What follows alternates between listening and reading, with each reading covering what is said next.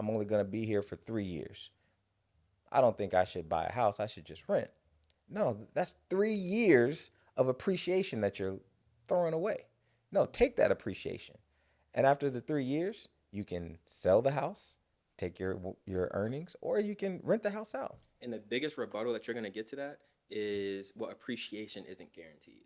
Right. And so then you get back into, we are circling back to what we talked about earlier, that 2008 conversation. Yeah, you might take a L for a year, 2 years, but in real estate, in stocks, in crypto, gains are never gains until they're realized, right? And when I say realized, I mean until you actually sell. So you never really accept a loss until you sell. You never accept a win until you sell. So you're really not losing money until you say, I'm going to put this on the market and sell it, right? So Man, let me tell you something. So just talking stocks for a 2nd, right? Amazon is down to $90 a share, right?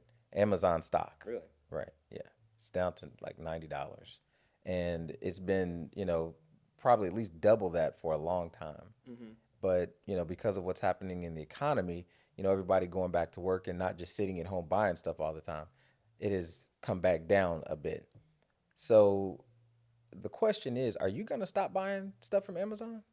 no, You're not, are you? nope, Can you ever see a time when you're not going to buy stuff from Amazon?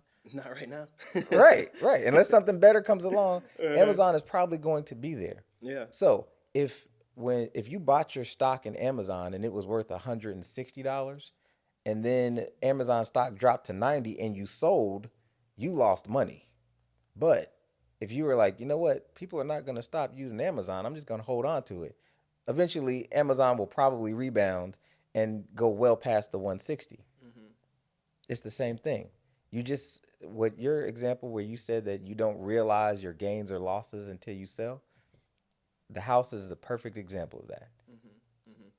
And one more thing I want to speak on renting, and then I want to transition kind of into the process of what it looks like to purchase a house. Okay. One thing I want to say about that is, as every year rents go up because landlords have to be able to sustain their increasing insurance and their increasing tax, and inflation goes up. So every year rents grow at least at the 10% of the rate of inflation, right?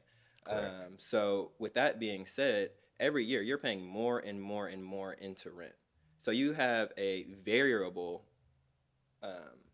expense. That's probably your biggest expense. So that might be $1,500, $1,600, etc. When you have a mortgage, hopefully you're getting into a 15 or 30-year fixed, and that's a fixed expense for the length of the term.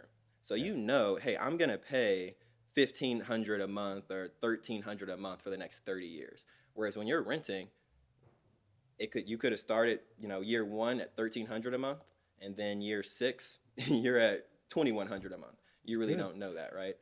So that's a big point to point out too, is that when you purchase, you have a fixed largest expense, and then when you rent, your largest expense is variable, and that matters. And